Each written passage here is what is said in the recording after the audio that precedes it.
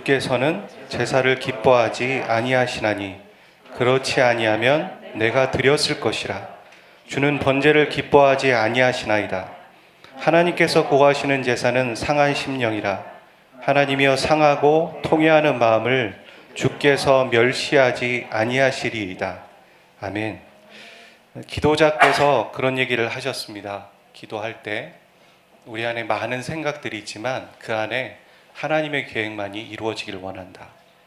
오늘 이 예배에 온라인과 현장 예배로 참석하시는 모든 형제 자매들의 마음들 가운데 또 그 가정 가운데 그렇게 이 고백처럼 이루어지시기를 주의 이름으로 축복합니다. 아멘. 우리가 교회를 얘기할 때 교회는 어떤 기능을 하는 공동체라고 생각하십니까? 하나님을 사랑하고 그리고 이웃을 사랑하라는 이 말씀의 기초하에서 이것을 실천하는 공동체가 교회 공동체입니다. 그러니까 교회의 명분, 교회가 어떤 일들을 행할 때는 결국에는 말씀에서 시작하는 것입니다. 그리고 그 행동이 말씀에서 시작되어졌는지 분명히 해야 되고 찾을 수 있어야 합니다. 그러니까 성경에서 찾지 못할 때, 우리의 행동들이 성경에서 찾지 못할 때 결국엔 교회가 사유화가 될 수 있고 또한 그 교회가 병이 들었다라는 신호를 하는 것입니다.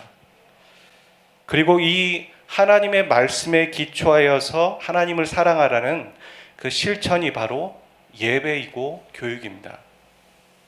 그리고 이웃을 사랑하라는 그 실천이 바로 교제이고 봉사이며 선교입니다. 그래서 교회의 5가지 기능을 얘기할 때 저렇게 예배, 교육, 교제, 봉사, 선교라고 말하는 것입니다. 균형 잡힌 신앙, 그 균형 잡힌 어떤 개인의 신앙뿐만 아니라 교회 공동체를 얘기할 때 저 5가지 중에 어떤 하나만 잘하면 되는 것이 아니라 5가지를 균형 있게 이해하고 그리고 실천하는 삶을 살아가는 것이라 말할 수 있습니다.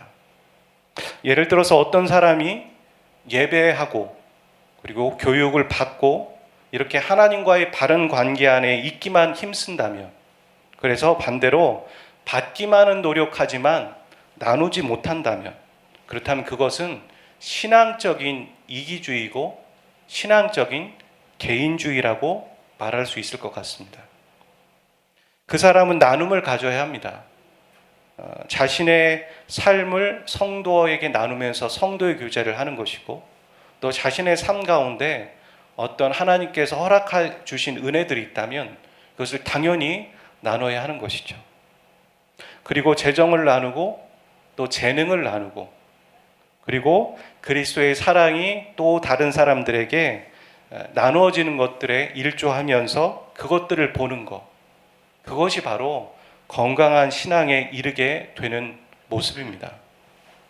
십자가가 여기 나와 있는 것처럼 수직이고 수평의 교차점인 것처럼 하나님을 사랑하는 것과 이웃을 사랑하는 것은, 그래서 하나님을 사랑한다라는 수직과 이웃을 사랑한다는 수평이 교차점을 이루게 될 때 비로소 신앙이 되는 것이고 신앙의 성장이라는 것을 이루게 되는 것입니다. 하지만 이 하나님을 사랑하는 것과 이웃을 사랑하는 것 중에 수직이 먼저 시작되고 회복되어져야지만 수평이라는 게 제대로 될 수 있는 것이죠. 내가 하나님과의 관계가 바로 서 있지 못할 때, 내 자아상이 깨어져 있었을 때 아무리 이웃사랑을 실천한다고 해도 그것은 이웃사랑의 실천이 아닐 수도 있는 겁니다. 그래서 우선순위로 두어야 하는 것은 결국엔 예배이고 또 교육을 받는 것입니다. 이 교육이라는 것은 하나님의 말씀으로 양육받는다는 걸 말하는 것이죠. 이런 의미에서 2022년 새해 첫달은 우리가 예배에 대한 주제의 말씀으로 한 달을 보내려고 합니다. 오늘은 첫 시간입니다. 저와 여러분은 예배가 무엇인지 그 정의를 여러분에게 소상히 말하지 않아도 어렴풋이 압니다. 그리고 그것을 다른 사람에게 예배가 이런 거야 라고 가르치지 못한다 할지라도 예배가 무엇인지 압니다. 예를 들어 예배는 엎드리는 것이고 자신을 낮추는 겁니다. 그리고 반대로 그 예배의 대상을 높이는 것이고 그것이 예배입니다. 그 정도는 우리가 다 알고 있습니다. 우리는 코로나 팬데믹 가운데 2년 동안 살고 있습니다. 그러면서 우리가 기존에 갖고 있었던 이 교회와 예배에 대한 생각이 달라지고 있습니다. 그것을 뉴 노멀이라고 또 얘기하죠. 새로운 기준을 갖게 된다. 교회의 필요성에 대해서 사람들은 의문을 갖고 있습니다. 그전에도 그랬지만 더더욱더 요즘 시대 가운데 교회가 왜 필요하지? 라는 생각들을 합니다. 안 믿는 사람들이 그것들을 얘기할 때 우리는 동조해서는 안 됩니다. 그리고 부끄러워해서도 안 됩니다. 왜냐하면 성경은 분명히 교회를 통해 하나님의 예수 그리스도의 비밀을 알려주기를 원하셨다고. 근데 그것은 우연히 이루어진 것이 아니라 만세전부터 계획하셨다고 얘기했기 때문에 세상 사람들이 교회를 부정하거나 혹은 교회가 스스로 그런 부정할 만한 행동을 한다 할지라도 하나님의 계획은 변함이 없습니다. 그래서 교회에 분명히 존재의 목적이 있다라는 것입니다. 더더욱더 오히려 교회가 잘못하고 있다면 본질로 돌아가야 되는 기회를 삼으면 되는 것이지 교회가 없어질 수도 있고 없어야 된다고 생각하는 거에 동조할 수 없다라는 것입니다.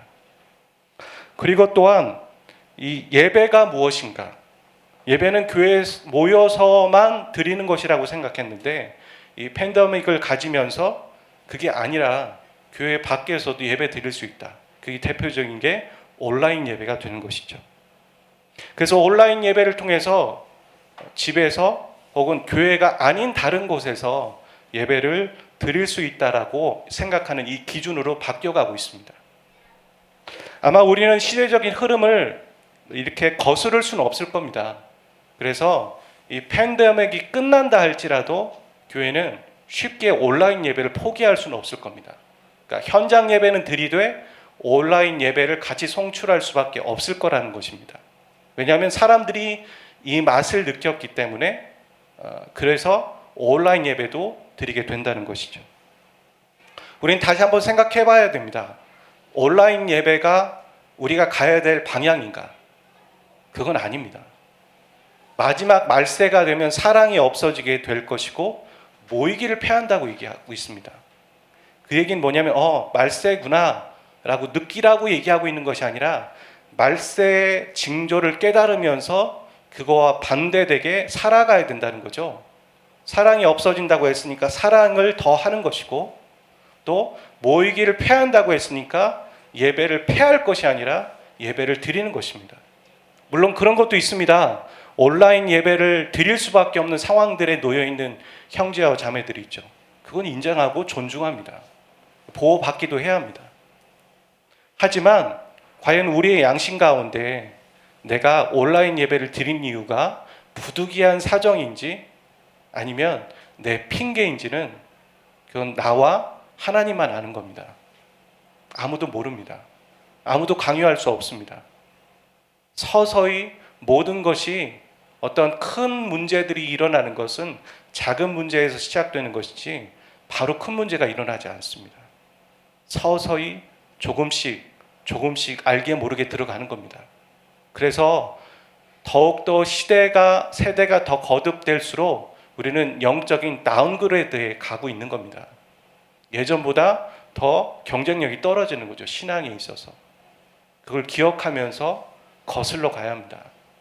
여러분, 온라인 예배를 드리는 형제와 자매들 분들 가운데 혹시 여러분의 마음 가운데 그런 마음들이 있다면, 핑계가 있다면 그건 내려놓으셔야 되고 다시 현장으로 오셔야 되는 것입니다. 이러는 가운데 예배란 어디서 예배를 드리는 것인가? 그런 문제가 아니라 우리는 거기에서 그치면 안 되는 것이죠. 예배를 현장에서 드리는 것인가? 혹은 집에서 드리는 것인가? 이런 문제 때문에 싸울 얘기가 아닙니다. 그게 아니라 예배의 진정한 본질이 무엇인가? 그것들을 교회가 성도들에게 가르쳐주고 성도들은 그것들을 생각해 봐야 한다는 것이죠. 물론 이 팬데믹이 있기 전부터 그런 움직임과 그런 무브먼트와 그런 생각들은 얼마든지 나눠지기 시작했습니다. 하지만 더욱더 필요하다는 것이죠. 우리가 어쩔 수 없이 온라인 예배를 드리게 될 때, 그래서 예배는 어디서 드리는가의 문제가 아니라 바로 어떤 것이 예배의 본질인 것을 알고서 그곳에서 예배 드려야 한다는 것이죠.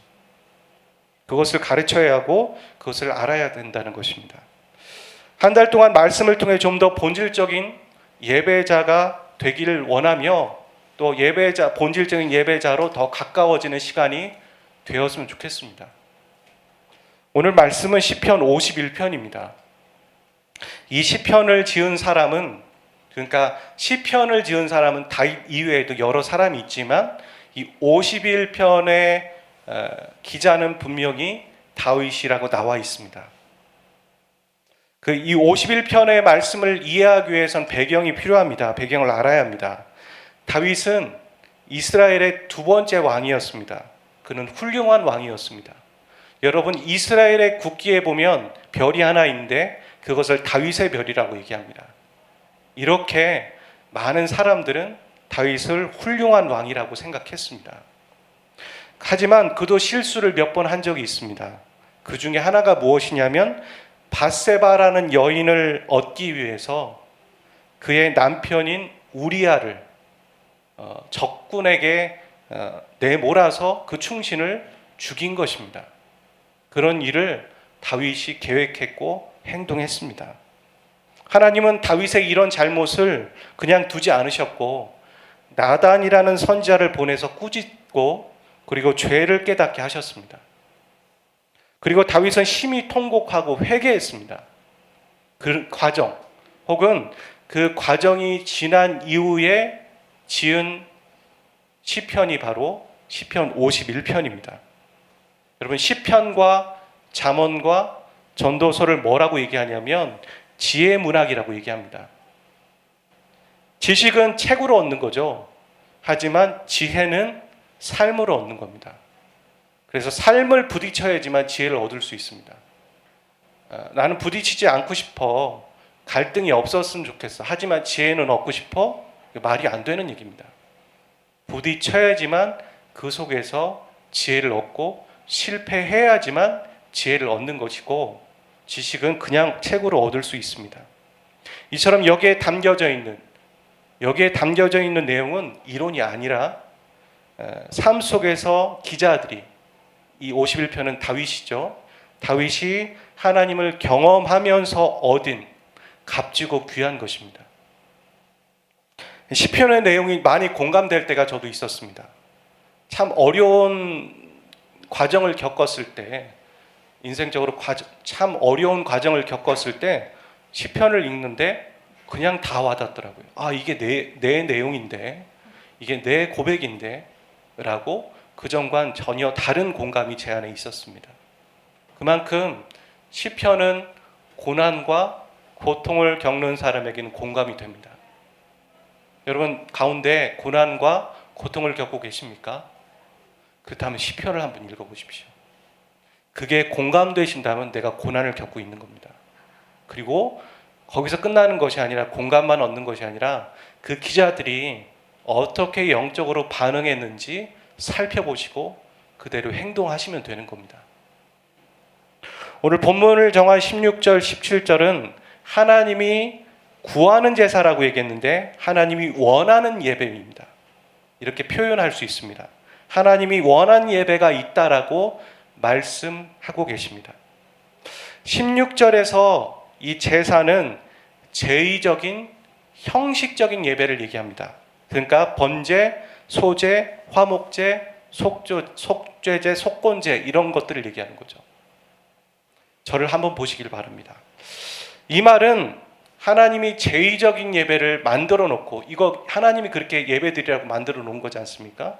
하나님이 제의적인 예배를 만들어 놓고 난 필요 없다라고 딴 말, 두말하는 얘기가 아닙니다. 이렇게 말하는 이유가 17절에 나오는 거죠. 17절은 우리가 한 목소리로 한번 읽어보도록 하겠습니다. 하나님께서 구하시는 제사는 상한 심령이라. 하나님이 상하고 통회하는 마음을 주께서 멸시하지 아니하시리라. 저를 보십시오. 하나님께서 구하는 제사라는 이 16절의 제사는 제의적인 예배라고 했다면, 이 17절은 하나님이 구하는 제사라는 것은 예배라고 바꿔서 표현할 수 있습니다. 그리고 예배로 바꿔서 표현해야 합니다. 하나님이 구하는 예배가 있다라는 겁니다. 그 예배는 상한 심령이라 이렇게 얘기합니다. 여러분, 다윗이 죄를 짓고 얼마나 부끄러웠을까요? 자기도 몰랐던 겁니다. 그 죄에 취해서. 근데 나단이 와서 얘기를 해주고 비유로 얘기하니까 그런 나쁜 놈이 어딨냐고 그렇게 말했을 때 나단이 되받아쳐서 말하기를 그게 당신 아니냐고 그랬을 때 다윗이 깨달았죠. 그 전까지는 자기가 죄에 취해서 자기가 죄를 짓고 있는지 몰랐던 겁니다. 그런데 그 죄를 깨닫고 얼마나 부끄러웠을까요? 신하들 앞에서, 그리고 자신 앞에서 마음이 무너졌을 것입니다. 그리고 정말 자신이 싫었을 겁니다. 자신을 용서할 수 없었을지도 모릅니다. 그런 죄의 무게가 너무 무거운 겁니다. 그래서 그 죄의 무게를 가볍게 해줄 어떤 것과 어떤 사람을 찾아봤는데 그 어디에도 없는 거예요. 그리고 하나님만이 그 죄를 사하시고 자신의 무게를 가볍게 하시는 분이라는 걸 발견하게 된 거예요. 그래서 하나님께 가지고 나갔더니, 그 상한 심령을 가지고 나아가더니 그 깨어진 마음과 그리고 그 간절함과 겸손할 수밖에 없죠. 겸손할 수밖에 없는 이런 마음을 가지고 나아갔더니 하나님은 자신의 마음을 무시하지 않고 받아주시더라는 겁니다. 자신의 마음을 만지시고 용서하시고, 이 시편 51편에 보면 정한 마음과 새로운 마음을 창조해 주셨다. 그 마음을 허락해 주시더라는 겁니다. 그리고선 새삼스럽게 깨달았습니다. 아, 하나님이 구하는 예배는 이런 거구나.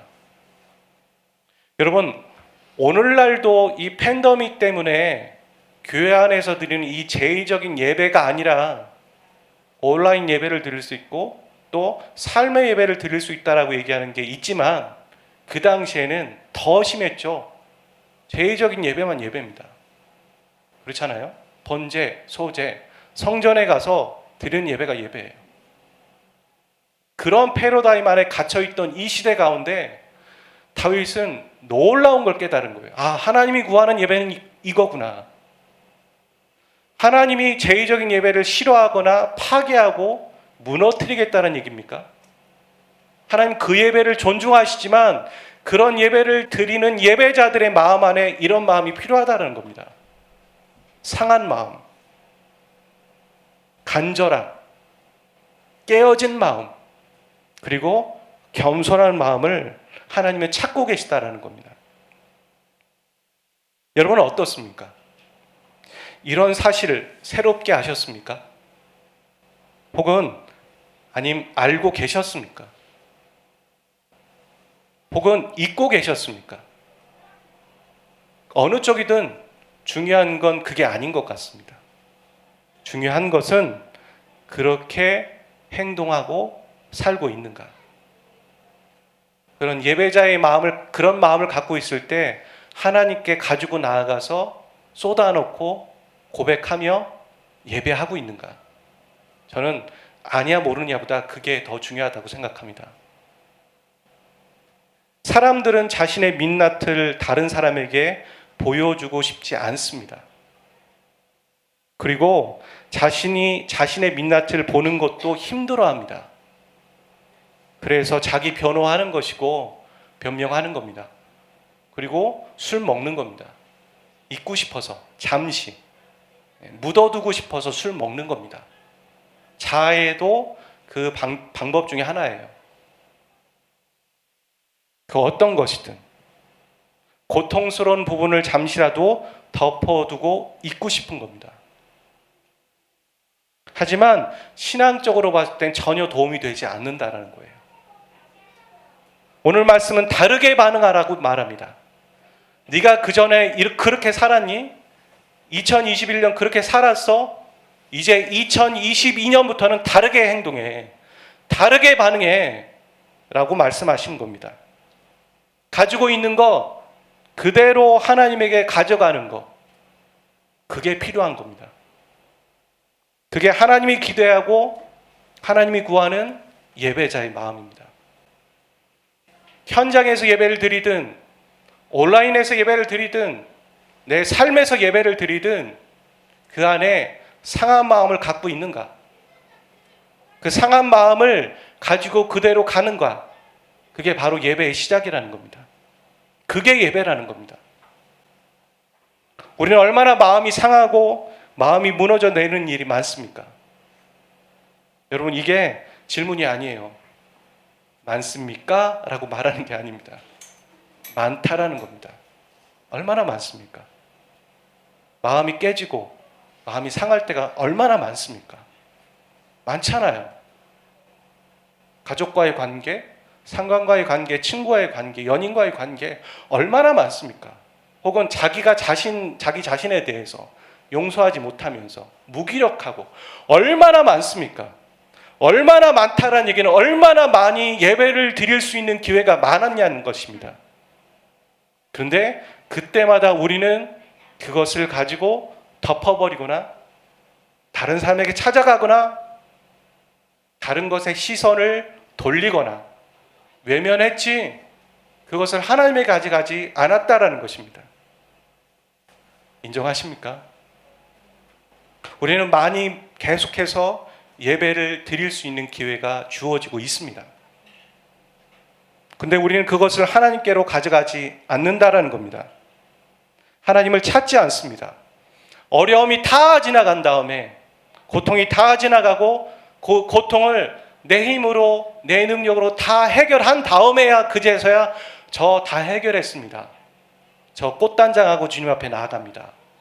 라고 말하는 거죠. 여러분, 그런 의도로 가져가지는 않지만 마치 여러분의 행동은 그럴지 모른다는 겁니다. 다 해결한 다음에 내 힘으로. 예수님이 왜 십자가를 지셨습니까? 그는 우리의 고통과 고난과 멍해와 죄와 무기력 때문에 대신 십자가를 지셨는데 정작 그 문제를 우리 스스로가 해결하고 다 해결한 다음에 주님께 가는 거죠. 내 힘으로 해결했습니다. 예배만 받으십시오. 아니라는 겁니다. 여러분, 구약의 예배에 보면 성막 안에 성소와 지성소로 구분되죠. 처음은 성소, 그 다음은 지성소입니다. 성소가 훨씬 넓고 지성소가 작습니다. 저는 그런 경험이 있습니다. 구약에 있는 그 성막을 1:1의 비율로 이렇게 다시 모델링 해가지고 만들어 놓은 곳, 그런 곳을 가본 적이 있습니다. 성막에 먼저 들어가면 가장 먼저 만나는 건 번제단입니다. 제물을 바치는 거죠. 근데 제물이 어디 있습니까? 그리고 제물을 도륙하고 살육하는 것이 어디 있습니까? 시선을 오른쪽으로 돌리면 오른쪽에 그 제물을 죽이는 곳이 있습니다. 여러분, 저는 그게 그 안에 있다라는 게 깜짝 놀랐습니다. 생각해 보십시오. 성막 안에는 빛이 들어오지 않습니다. 유일한 빛은 3개밖에 없어요. 촛대에 있는 빛, 그다음에 향로의 빛, 번제단의 불, 3가지밖에 없어요. 그만큼 공기도 제대로 통하지 않고 오염이 되면 쉽게 오염이 되는 공간입니다. 그런 하나님의 거룩한 공간 안에 양을 잡고 피를 보는 그런 공간이 그 안에 있다는 겁니다. 그것은 무엇을 얘기합니까? 저는 그것이 하나님이 우리에게 주는 메시지라고 생각합니다. 너 있는 모습 그대로 가져와. 그대로 와. 꽃단장할 필요 없어. 가식 떨 필요 없어. 포장할 필요 없어. 네가 해결하는 것이 아니라 내가 해결하는 거야. 너의 죄의 문제는 내가 해결하는 거야. 너의 무기력은 내가 해결하는 거야. 너의 고통은, 너의 삶의 어려움은 내가 해결하는 거야. 그렇게 말씀하시는 거죠. 그것처럼 똑같이 다윗은 깨달은 겁니다. 하나님이 구하는 예배는 상한 심령이라. 그걸 언제 깨달았냐면 본인이 상한 마음을 가졌을 때 비로소 깨닫게 된 거죠. 여러분, 하나님이 구하는 예배는 상한 심령입니다. 여러분이 있는 어디에서든, 직장에서든 집에서든 어디서든 하나님을 예배하십시오. 예배할 수 있는 기회가 여러분에게 매 순간 매일 주어지고 있는 것입니다. 사랑하는 저와 여러분, 2021년 우리가 예배에서 하나님의 예배자로만 승리합시다. 그리고 한 주 선포된 말씀 가지고 열심히 살아봅시다. 제가 송구영신 예배 때 그런 얘기를 했죠. 말씀이 떨어지지 않으면 좋겠다. 분명히 이건 하나님의 말씀이다. 저도 열심히 살아볼 테니까 여러분도 열심히 살아보십시오. 상한 마음을 가졌을 때, 지금 예배할 때구나. 하나님, 저 무기력합니다. 저 어떻게 살아내죠? 저 뭐 먹고 살죠? 저 사람과의 갈등 어떻게 해결하죠? 제 마음이 무너져요. 그 고백하는 게 예배입니다. 같이 찬양하고 기도하도록 하겠습니다. 마음이 상한 자를 고치시는 주님, 하늘의 아버지 날 주관하소서. 주의 길로 인도하사 자유케 하소서. 새 일을 행하사 부흥케 하소서. 그의 줄이고 목이 마르니 성령의 기름 부소서. 그의 줄이고 목이 마르니 내 잔을 채워 주소서. 성령으로 채우사, 성령으로 채우사 주 보게 하소서. 주의 임재 속에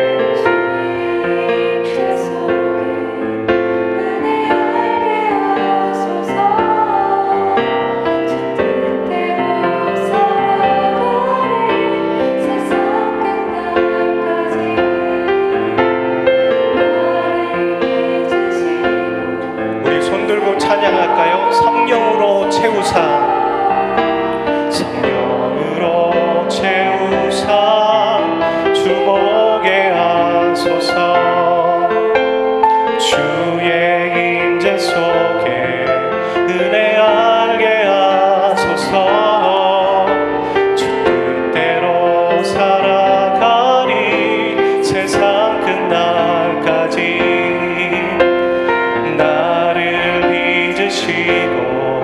새날 열어주소서.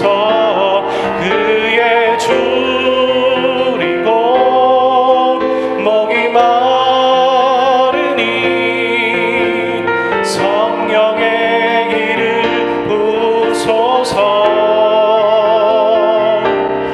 그의 줄이고 목이 마르니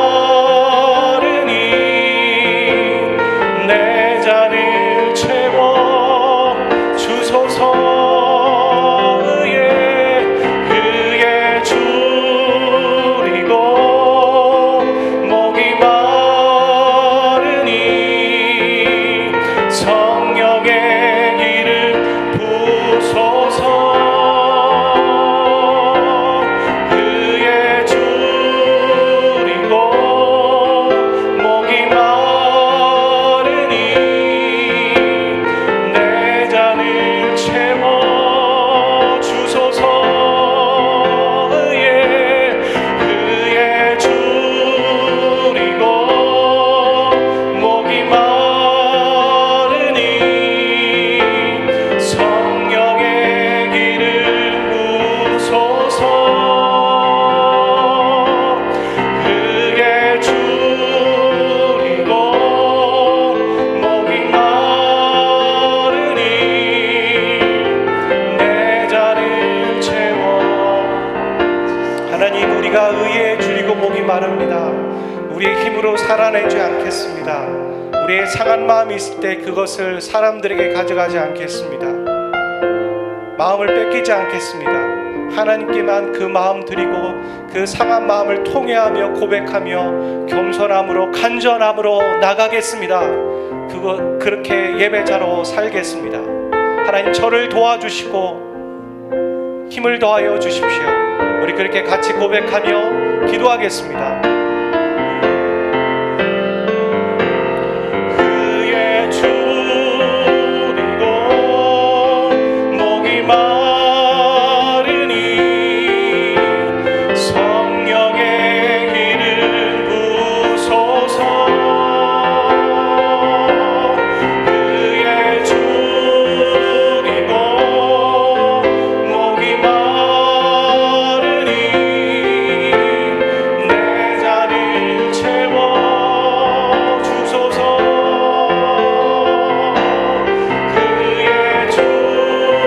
주리고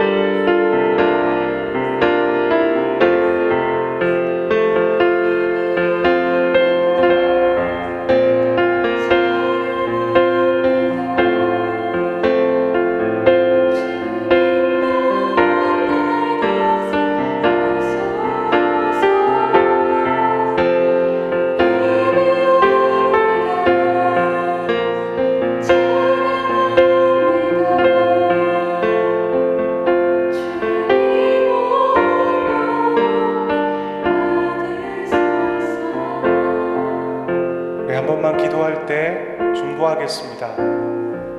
여러분 아시는지 모르겠지만 제가 거의 끝부분에 항상 중보 기도를 요청하고 있습니다. 우리가 중보하는 삶, 기도하는 삶 되기를 소원합니다. 오늘 이사하는 가정이 있고요, 출산해서 아이를 양육하는 가정도 있고, 육체와 마음이 아픈 형제와 자매들도 있고, 또한 정말 예배할 수 없는, 예배가 무엇인지, 하나님께 예배하는 것이 무엇인지 모르는 믿지 않는 나의 가족과 친구와 지인들이 있습니다. 그 형제와 자매들과 그 지인들과 믿지 않는 자들을 위해서 기도할 수 있기를 원합니다. 기도하겠습니다.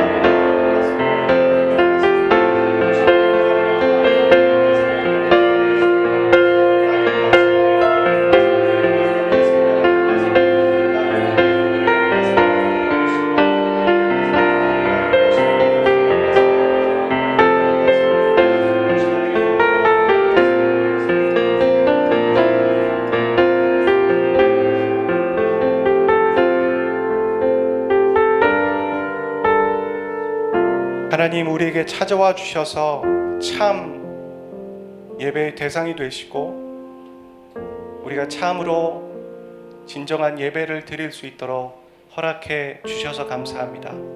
하나님께서 찬양과 예배, 말씀과 기도 가운데 우리에게 선명하게 말씀하시는, 우리의 생각과 다른 그 분명한 말씀을 우리가 기억하고 순종하고 또 믿음으로 행할 수 있는 힘을 이 형제와 자매들 가운데 더하여 주십시오.